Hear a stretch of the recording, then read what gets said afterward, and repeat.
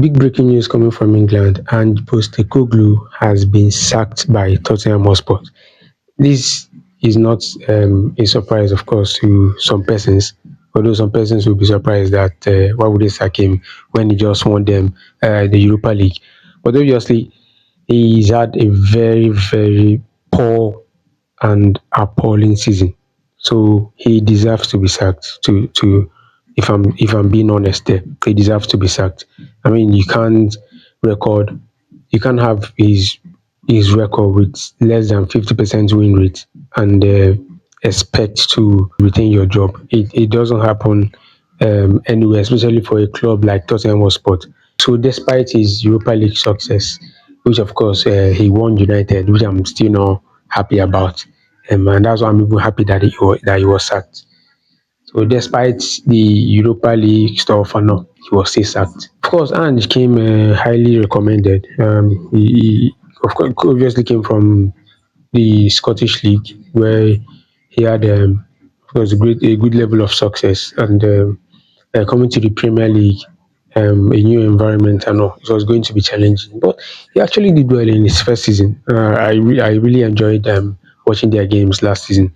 A lot of new ideas, the high press, the high line that he always kept, the attacking football. They scored lots of goals, or even though they conceded a lot too. But you could see what he was trying to do. You could see the ideas. You could see the tweaks and the whole notion behind his tactical preferences and all. Which obviously you are playing the Premier League. The first season you might do well, but by the time these teams discover you, in your second season, which is obviously what happened, they discovered these tactics. They found out okay, this is what he's trying to do. They will find a way to exploit the weaknesses in the team, which obviously they did, and they could not. He could barely win any team in the Premier League comfortably, which is why he recorded as high as 22 league losses, which is the highest ever in their history. And you can't have that kind of record and expect to retain your job. You are heading for the exit door immediately.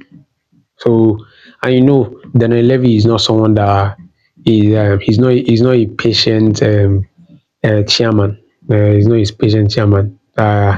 He has obviously sacked a lot of coaches in the past years. He has sacked Mourinho, he has sacked the likes of Conte, Pochettino, and the rest. So this one is just another victim. It's not. It's a normal thing for him. It's not a new thing for Daniel Levy. But you could say that he actually backed Ange. I mean, financially, he gave him that room to do a lot of signings, bring in some good players and all. Even though Ange will be remembered for the great moment, of course, winning the trophy for Tottenham Hotspur, which they've not won for years. So finishing 17th in the Premier League is inexcusable. The Europa League trophy wasn't enough to keep his job. Ange obviously blamed a lot of times blamed the poor results to the injuries he's had throughout the season. But big Ange, leave that one, leave that one, leave that one. Everybody had injuries. Arsenal, Man U, Chelsea, Man City, Liverpool. Everybody had injuries, but they were able to manage. So you can't come out and say the whole poor performance was because of injuries. What next for Tottenham? Of course, they'll be looking at getting a new coach that would carry on with the team. Now that they found themselves in the Champions League, it really calls for more business to be done. It calls for even a greater responsibility because you're no longer in the Europa League. This is the Champions League where the big boys play. So they are looking at bringing in a new coach, and the favourite has been mentioned over the past few days now, and even as at yesterday, it has been Thomas Frank as the Brentford coach. I would say he's a really good coach. He's a really good coach. But of course, there is a lot of difference that comes with coaching a smaller club. No disrespect to Brentford, but of course, Tottenham is bigger than Brentford. So there is a lot of pressure that will come if he makes that move from Brentford to Tottenham. A lot will be expected from him. His tactical nous and his ability to utilize available players and available resources will be really called into question again, given that he's in the Champions League. is really, really, really going to be required to grind out those results. Another coach that has been mentioned is Marco Silva, the Fulham coach.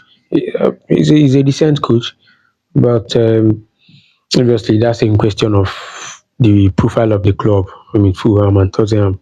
Tottenham obviously is a bigger club than Fulham. So let's see what happens in the coming days. Frank Thomas, Marco Silva, or any other person.